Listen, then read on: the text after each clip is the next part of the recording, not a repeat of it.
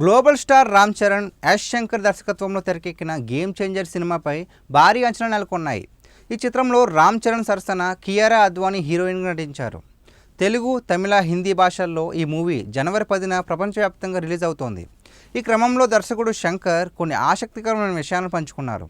ఈ చిత్రానికి ఆ పాత్రకు రామ్ చరణ్ ఎంపిక చేసుకోవడానికి గల కారణాన్ని శంకర్ వివరించారు. శంకర్ ఏం చెప్పారంటే, ఆర్ఆర్ఆర్ రిలీజ్కి ముందే ఈ సినిమా చేయాలని రామ్ చరణ్ నిర్ణయం తీసుకున్నారు. అందులో రామ్ చరణ్ నటిస్తే బాగుంటుందని దిల్ రాజు భావించారు. నాకు కూడా అదే పర్ఫెక్ట్ చాయిస్ అనిపించింది. నా కథలో యూనివర్సల్ అపీల్స్ ఉంటుంది కాబట్టి ఓ పెద్ద హీరో చేస్తే బాగుంటుందని రామ్ చరణ్తో ప్రయాణం ప్రారంభించాం. రామ్ చరణ్ చూస్తే లోపల ఏదో తెలియని శక్తిని కంట్రోల్ చేసి పెట్టుకుంటున్నట్టుగా అనిపిస్తుంది.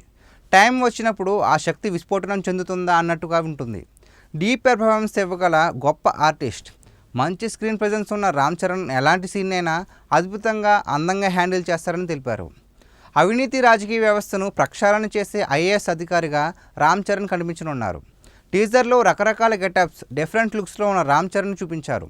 రాజకీయ అంశాలతో ముడిపడి ఉన్న హై ఆక్టేన్ యాక్షన్ సన్నివేశాలతో సినిమా అద్భుతంగా ఉండబోతుందని అర్థమవుతుంది. రామ్ చరణ్తో పాటు గేమ్ చేంజర్లో కియారా అద్వానీ, ఎస్జే సూర్య, సముద్రకని, అంజలి, నవీన్ చంద్ర, సునీల్, శ్రీకాంత్ వంటి ప్రముఖ పాత్రలను పోషిస్తున్నారు.